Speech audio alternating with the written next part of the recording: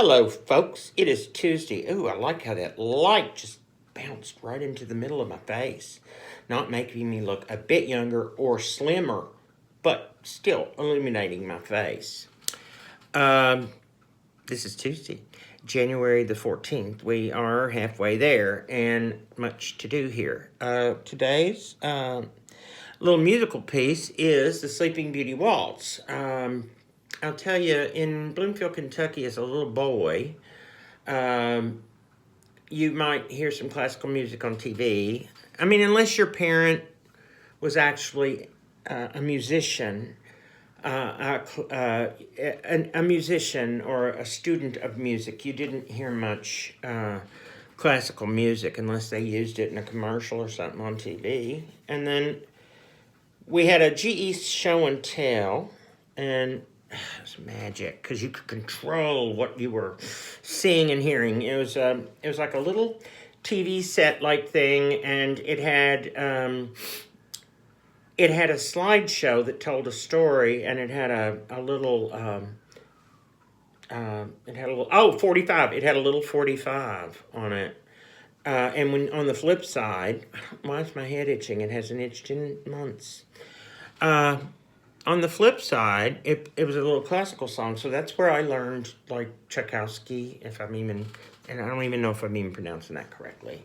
But I remember dance. This is Dance of the Sugar Plum Berries. I was just, like, learning to read. We were little. Anyway, I liked that music. I thought, I can dream to this music, you know. I can groove to it, and I can dream to it, and I can draw pictures, and I can create things with safety pins and fabric and Kleenex and stuff in my playroom, because I'm guessing I was 5, and I was not old enough to be in the first grade. But a little later, I discovered that among our big stack of unused long-playing record albums from the 60s, there were two classical records, and they must have come with something else, because I know that in the mid-60s my mom was kind of interested in the arts and things. She was more so maybe she bought them then. But anyway, I played them on our old-fashioned mono phonograph, and I'm telling you, we're talking about when hi-fis were becoming outdated. They were outmoded. Only like really old people were cool if they had hi-fis. We had mono, which meant you would play an LP on it, and there were parts of it that you didn't even hear. I had a record, and I went to my Uncle Billy's house because they had a new console stereo, to ask if I could listen to this one song, because there were parts in it I had never heard before. Now, can you imagine? And that just tells you what a freak I was, too. The song was Hooker's Hooker. It was written by Marvin Hamlish for the Sting. Now, that's not that movie was responsible for introducing many of us to ragtime, but I've already told you that. So anyway, that song was not ragtime. It was stripper music, and I have always been just intrigued and in love with stripper music and strippers and boobies and tassels, and women are just exquisite, okay? That's my thought on it. And I'm going to tell you something, too. They're smarter than we are. You know what? If we handed this mess to them, I don't care what you think. If we handed this shit to a woman, she'd get her done. That's what I think. But we're not doing that, and I'm moving away from it. So today's song is the Sleeping Beauty Waltz, because I cannot read music, so it will not be in the correct key, and there will be, I'm not going to call them mistakes, but there will be stylistic differences, because when I'm getting the song, I'm just basically going on the skeleton of the song, and then after many years, you develop what I call bells and whistles, where little things you do, little bag of tricks, little segues, little do things. Anyway, this is going to be 3 versions of the song, but I'm not going to lag on for 19 minutes. They're brief, and I think you will like them. So here is my first version of the Sleeping Beauty Waltz. And then I will go into, I'll just tell you up front, because I'm probably not going to do, if I'm trying to play it, I'm not going to be able to do any deep explanation till I'm through. So what I want to do is play it the way, like it's closest to how it was written. And then I like to do just a little tip staccato thing with no, I don't use the sustain pedal or the reverb. There's no reverberation, and it actually found out that when I'm not using the pedal, the sound records gorgeously, and it doesn't seem to need a lot of reverb. But anyway, whatever, that's it. This is the Sleeping Beauty Waltz by me, Sammy Beam, here in Hollywood, California, for you.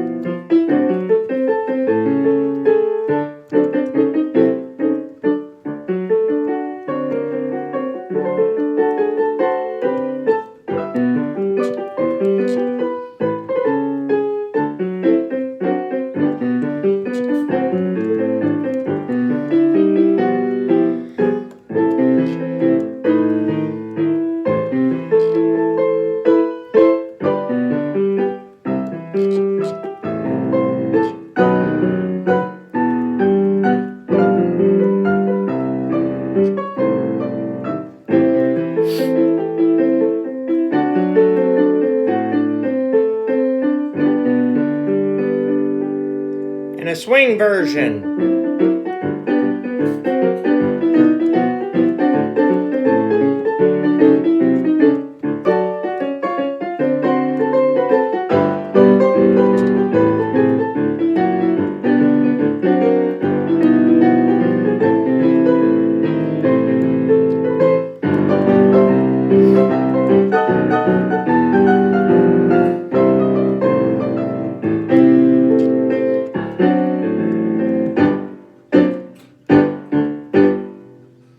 And that is it for the piano today. A lot of people like it when I jazz it up like that last version. Make it real.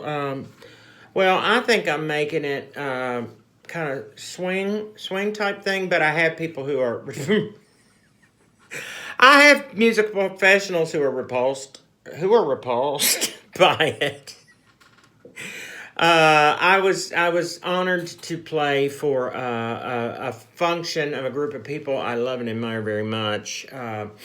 That several years ago, and I was working with an actual musical professional who was used to working with musical professionals, and I did rather well. I picked up the tune that we needed, and I took her direction and listened to her direction and did it the way, I mean, it wasn't perfect, but I did it pretty much the way that she wanted it to be. And then when we were in rehearsal, I said, hey, I came up with this, and it was like that. It was like a jazzed up version, and her face she went, oh, yuck, I hate that. Don't ever play that again. I don't know what that is. I don't if it's ragged. No, we're not. And I was like, Okay, I thought it was funny. But the thing was, we were still practicing, and then there was like a little lull, and I was just messing around, and I did like one little bar of it that way again, and I looked up, and she was standing there shooting daggers through me. Like, I told you never, ever play that version again. And let me tell you something, I love that person very much, and I would do whatever she told me to do anytime. I would. It was a mistake to go back and play it, one little bar of it again, because I love her and respect her, and she's done a lot with her life. I don't really have much else to say today. I'm going to just hope that this is okay for Tuesday, January the 14th, 2025. Oh, I will say this about hat. Okay, I told you early on my very favorite hat. I wear the black derby a lot, but this red hat was a gift to me from my friends. It was a Christmas gift several years ago now from my friends who were recently burnt out of their home and lost everything. I have not spoken with them yet, and I'm going to be really careful when we do speak because, and I'm glad that I haven't just barged in with any opinions or ideas or questions, because you know what? There's time way down the road for questions right now. People are overwhelmed just with just the most basic everything that we all take for granted every day. You know, that it just... Anyway, I'll shut up. And I hope that you have a great day. Bye.